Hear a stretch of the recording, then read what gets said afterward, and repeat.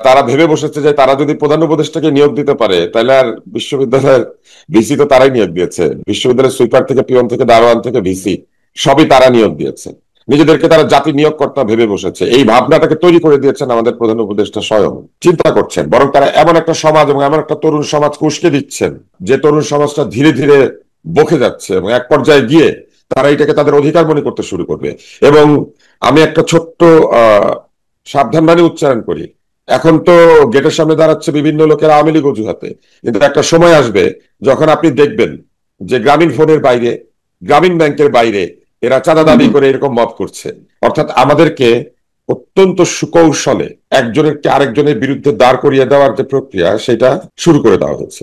জামিনপ্রাপ্ত আসামিকে আবার জেলখানায় ঢুকিয়েছে। আমন্ত্রণ জানাচ্ছি প্রিয় দর্শক, মানচিত্র নিয়মিত আয়োজন কথোপকথনে আমাদের সঙ্গে আজকে যুক্ত রয়েছেন গণমাধ্যম ব্যক্তিত্ব ডাক্তার আব্দুল নূর তুষার। আব্দুল নূর তুষার, তাকে স্বাগত জানাচ্ছি আমাদের অনুষ্ঠানে।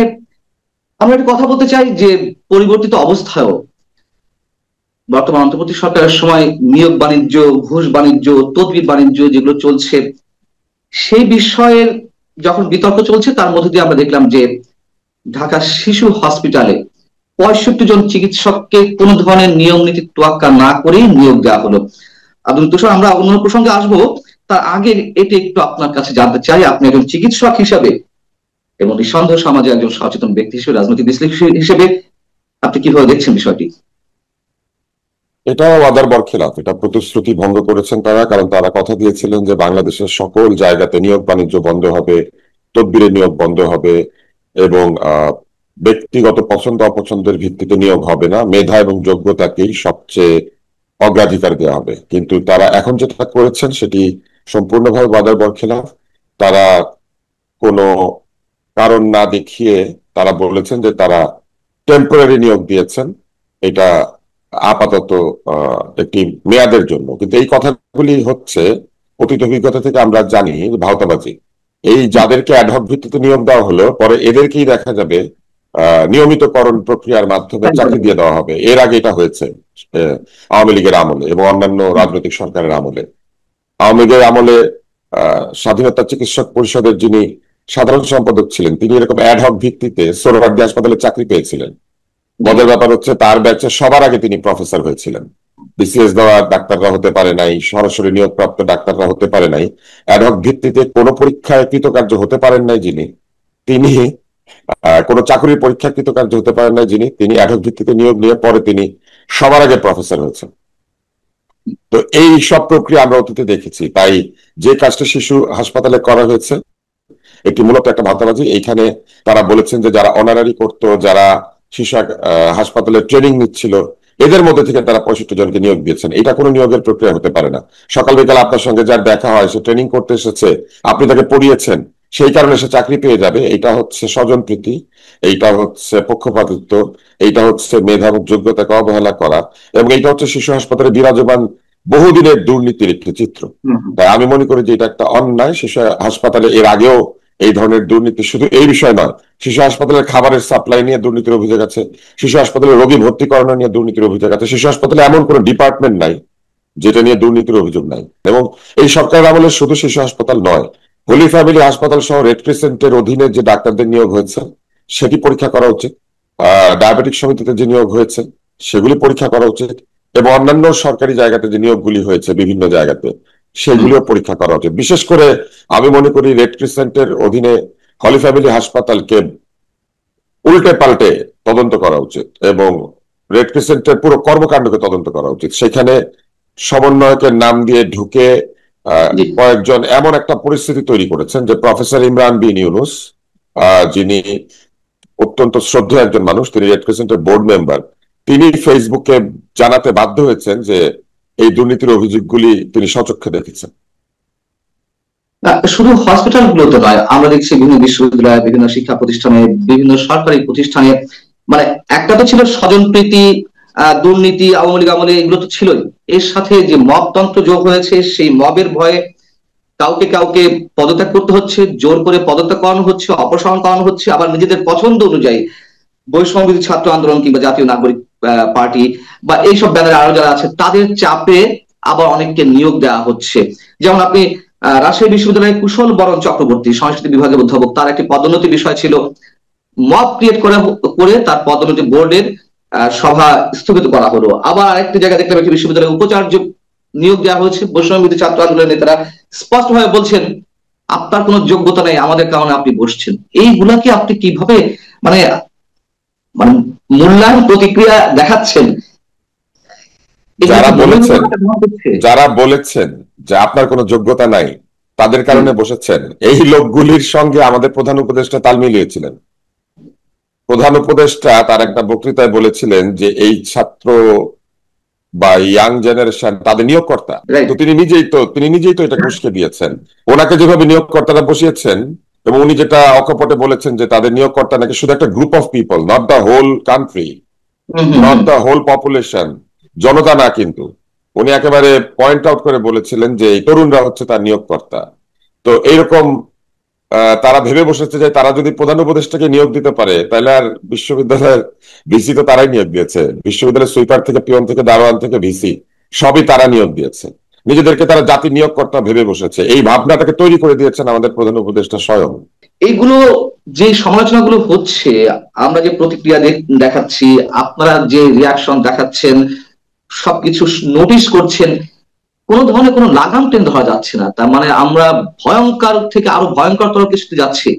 আমরা ভয়ঙ্করের দিকে যাচ্ছি নাকি হাস্যকরের দিকে যাচ্ছি এটা তো আগে থেকে বলা সম্ভব না, কিন্তু যে প্রক্রিয়া আমরা দেখতে পাচ্ছি সেখানে আমাদের কাছে মনে হচ্ছে যে বিগত সরকারের যে নির্লজ্জতা আমরা দেখেছি আওয়ামী লীগের, যে তাদের চূড়ান্ত সমালোচনার পরও তারা কর্ণপাত করতো না, তারা এক ধরনের বধিরের মতো আচরণ করতো, অন্ধের মতো আচরণ করতো, সেই আচরণের কোনো পরিবর্তন আমরা এখন দেখতে পাচ্ছি না।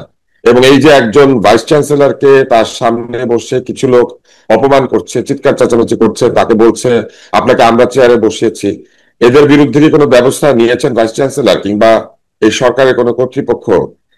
সরকারি একজন উচ্চপদস্থ কর্মকর্তাকে বা স্বায়ত্তশাসিত প্রতিষ্ঠানের একজন উচ্চপদস্থ কর্মকর্তাকে যা তা বলে অপমান করার যে সংস্কৃতি চালু করা হয়েছে, আহ সামাজিকভাবে অসম্মান করার যে সংস্কৃতি চালু করা হয়েছে, এইটার বিরুদ্ধে এই সরকারের যারা উপদেষ্টা মন্ডলী, তাদের মধ্যে কেউ কি দায়িত্বশীল, কেউ কি একটা সরাসরি বক্তব্য দিয়েছেন যে তারা এটা মেনে নেবেন না? সেনাবাহিনী বক্তব্য দেয় আমরা মব মানবো না, আর এইদিকে প্রেস সচিব মবকে প্রেসার গ্রুপ বলে, এইদিকে উপদেষ্টাদের কেউ কেউ মবের বয়ান দিয়ে কত সাল থেকে মব শুরু হয়েছে এই কথা বলে পাকিস্তানিদের সময় পাকিস্তানি শাসন থেকে মুক্তি পাওয়ার যে আন্দোলন, সেই ভাসানীর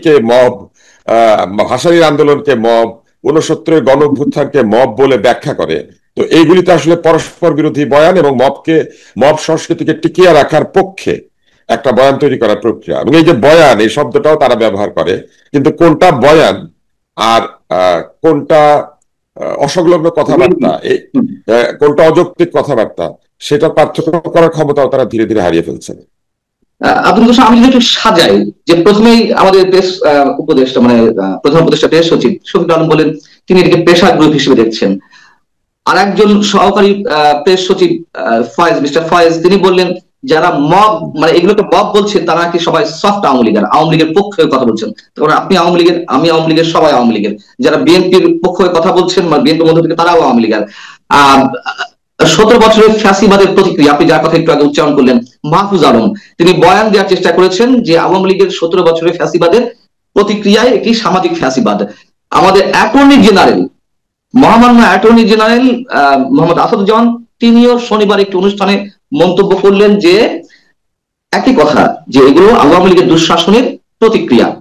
মানে এই যে জাস্টিফাই করার চেষ্টা এবং সবকিছু উদুপিন্ডি বুদুর ঘরে চাপিয়ে দেওয়ার চেষ্টা, মানে আমরা এখন আওয়ামী লীগ হয়ে গেছি, যেমনটা আওয়ামী লীগের সময় বলা হতো আমরা বিএনপি জামাতের দালাল, একই প্রক্রিয়া চলছে। এবং মবের মতো ভয়ঙ্কর একটা বিষয়কেও জাস্টিফাই করার চেষ্টা, এটা কি ক্ষমতার হাতিয়ার হিসেবে নিচ্ছে সরকার?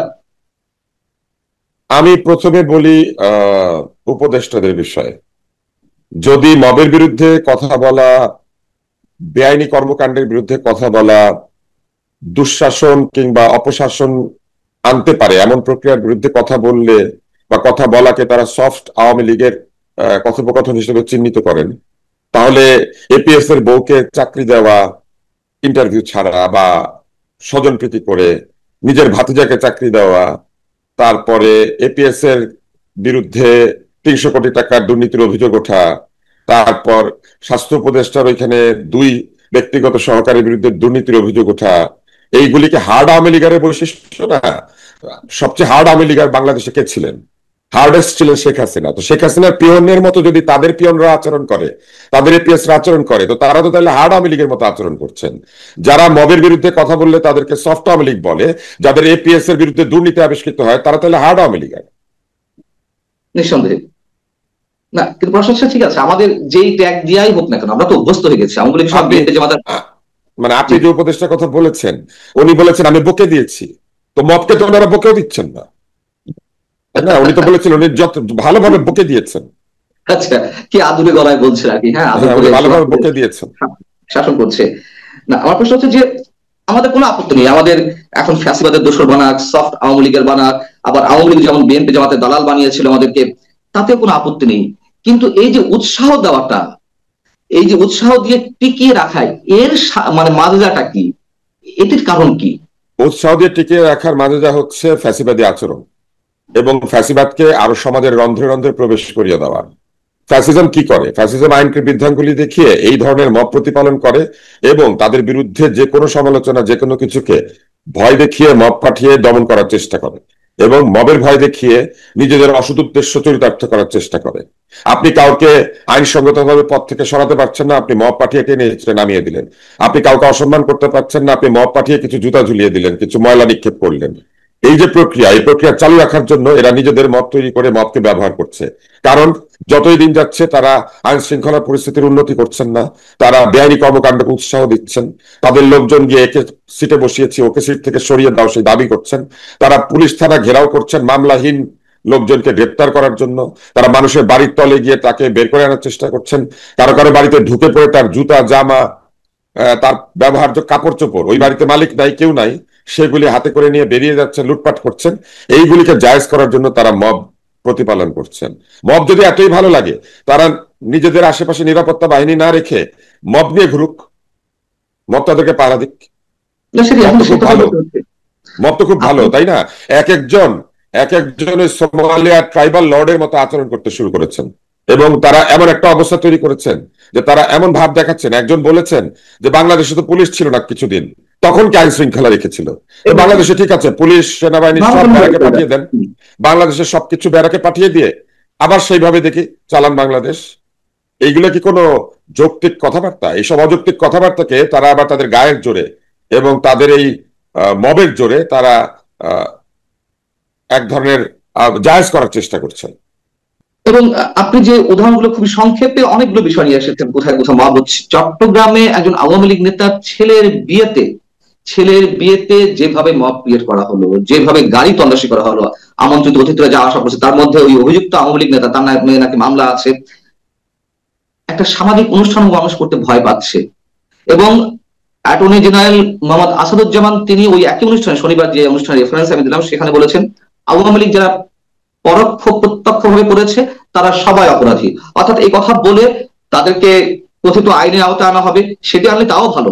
কিন্তু এই যে মব যারা করছে তাদেরকে একটা প্রশ্রয় দিয়ে দেওয়া হলো যে সবাই অপরাধী আওয়ামী লীগের যারা সাথে, তেমন আওয়ামী লীগের 4 কোটি 4.5 কোটি বা 5 কোটি সমর্থক কর্মী নেতা নিরপরাধ মানুষ আছে যারা হত্যাকারী খুনি, তাদের কথা বাদ দিলাম। এই যে কোটি কোটি মানুষগুলোর উপর এখন মব চলবে, এটার উত্তর আইনের লোক অ্যাটর্নি জেনারেল তার দিতে হবে। তিনি শপথ নিয়েছেন তিনি আইন সংবিধান এগুলিকে সমুন্নত রাখবেন। তিনি যে কথা বলেছেন সেই কথা আইন এবং সংবিধানের সম্মত কিনা এই জবাব তার দেওয়া উচিত। অ্যাটর্নি জেনারেল এরকম কথা বলবেন, এটা আমাদের জন্য লজ্জার বিষয়। আর বিয়ে শাদীর গেটের মধ্যে ঢুকে পড়া এটাও কিন্তু প্রথমবার হয়নি। আপনার মনে আছে নেভিতে একটা বিয়ের অনুষ্ঠানে মব ঢুকে পড়েছিল এবং ফরাসি দার্শনিক এই মব পাঠিয়েছিলেন এবং একটা মিথ্যা গুজব ছড়িয়ে দিয়ে। তো হ্যাঁ, তো সেই প্রক্রিয়া অব্যাহত আছে এবং সেই প্রক্রিয়ার একটা অংশ এখন আমরা দেখতে পেলাম যে চিটাগাং ক্লাবের বাইরে তারা স্লোগান দিচ্ছে মানুষের বিয়ের বাইরে দাঁড়িয়ে, এবং শোনা গেছে যে তারা চাঁদা দাবি করেছিল। এখন আপনি যদি এইভাবে চিন্তা করেন যে যারা সালাসালিরা গেট ধরে বিয়েতে এরা হলো মব, আর যারা চাঁদাবাজি করতে চায় গিয়েছে তারা গণতন্ত্রের সৈনিক, তারা ফ্যাসিবাদের বিরুদ্ধে গেট ধরেছে, তারা আত্মীয় না, স্বজন না, কেউ না, বিয়ের গেটের বাইরে দাঁড়িয়ে তারা চিল্লাচিল্লি করছে এরা হচ্ছে গণতন্ত্রের সৈনিক। তো এই যুক্তি দিয়ে যারা দেশ শাসন করছে, আমি মনে করি না যে তারা দেশের ভবিষ্যতে ভালো কিছু চিন্তা করছেন, বরং তারা এমন একটা সমাজ এবং এমন একটা তরুণ সমাজ উস্কে দিচ্ছেন যে তরুণ সমাজটা ধীরে ধীরে বকে যাচ্ছে এবং এক পর্যায়ে গিয়ে তারা এটাকে তাদের অধিকার মনে করতে শুরু করবে। এবং আমি একটা ছোট্ট আহ সাবধানবাণী উচ্চারণ করি, এখন তো গেটের সামনে দাঁড়াচ্ছে বিভিন্ন লোকের আওয়ামী লীগ অজুহাতে, কিন্তু একটা সময় আসবে যখন আপনি দেখবেন যে গ্রামীণ ফোনের বাইরে, গ্রামীণ ব্যাংকের বাইরে এরা চাঁদা দাবি করে এরকম মব করছে।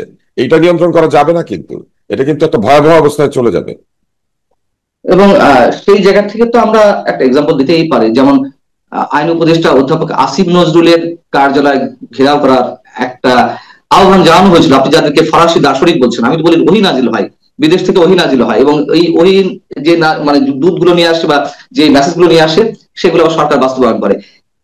আপনি যে এক্সাম্পল বা উদাহরণ দিলেন বা সফট রিমাইন্ডার দিলেন, সেই জায়গায় যখন পৌঁছাবে তখন তাদের কি হবে? আইন উপদেষ্টা আসিফ নজরুলের কার্যালয় ঘেরাও করতে বলেছে ওরকম আমেরিকান দার্শনিক, ফরাসি দার্শনিকরা।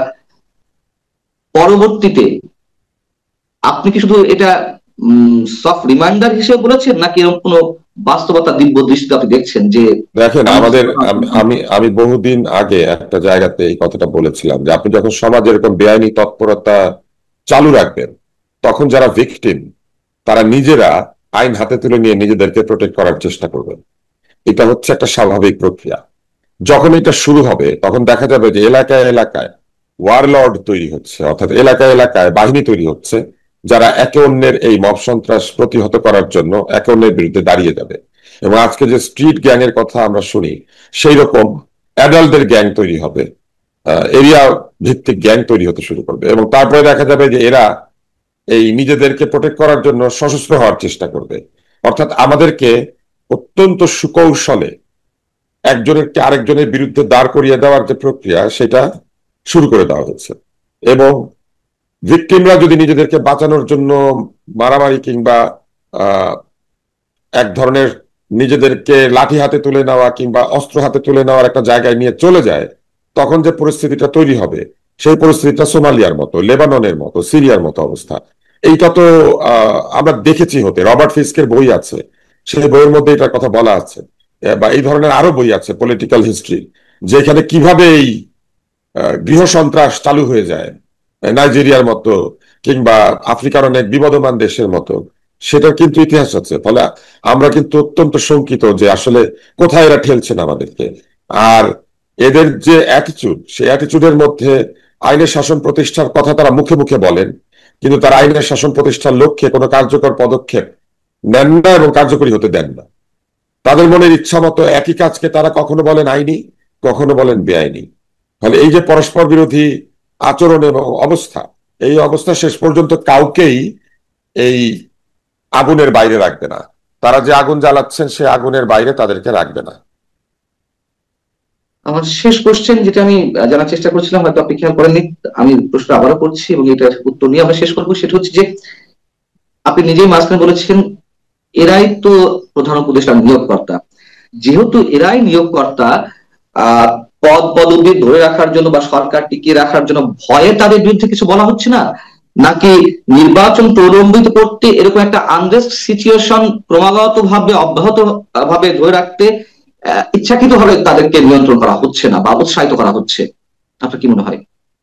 না, আমি ধারণা ভিত্তিক আনসার দিতে চাই না, এই জন্য যে এই প্রশ্নটা আসলে সরকারকে উত্তর দিতে হবে যে ওনারা কেন চুপ করে আছেন। ওনারা কিন্তু এর উত্তর কখনো দেন না। আপনি লক্ষ্য করলে দেখবেন যে এখনো পর্যন্ত সেনাবাহিনী বলেছে যে কঠোর হস্তে মব দমন করা হবে। পুলিশ এখনো পর্যন্ত একটাবার বলে নাই, পুলিশের আইজি বলেন নাই যে তারা কঠোর হাতে মব দমন করবেন। উল্টা মব দিলে তারা মবের কথা মেনে নিয়ে পুলিশ ট্রান্সফার করেন। এবং এখনো পর্যন্ত তারা ব্যাখ্যা করেন নাই যে পটিয়ার ওসির ভুলটা কি, পটিয়ার ওসি সেইখানে বেআইনি কি করেছে। অ্যাটর্নি জেনারেল যদি বলেন আওয়ামী লীগের সঙ্গে প্রত্যক্ষ বা পরোক্ষভাবে জড়িত থাকাই অপরাধ, এগুলি সবই বেআইনি এবং অসাংবিধানিক কথাবার্তা, সংবিধান বিরোধী কথাবার্তা। তো সেই সব কথা বলার পরেও তো আসলে তারা নিজেদের ভুল বুঝতে পারেন না। তা আমাদের আর কি বলার আছে? তাদেরই নিয়োগপ্রাপ্ত একজন সহকারী প্রেস সচিব টেলিভিশনে এসে বলেন ফেসবুকের পোস্টকে তিনি কোনো গুরুত্বই দেন না, তিনি ফেসবুকের পোস্টকে গুরুত্বহীন মনে করেন।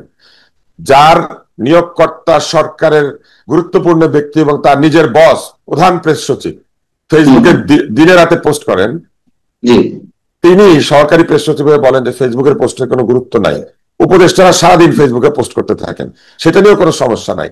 আমাদের মতো সাধারণ নাগরিক ফেসবুকে পোস্ট করলে তারা বলেন এত পোস্ট কেন দেয়, ওনার কি উদ্দেশ্য আছে? আমাদের তার কোথাও যাওয়ার জায়গা নাই, থানায় যাওয়ার জায়গা নাই, কোর্টে যাওয়ার জায়গা নাই, কারো কাছে অভিযোগ জানানোর জায়গা নাই, বিচার আচার করছে মব, এবং সেই মবকে একদল লোক আশকারা দিচ্ছে। তো আমাদের আর যাওয়ার জায়গা কোথায়?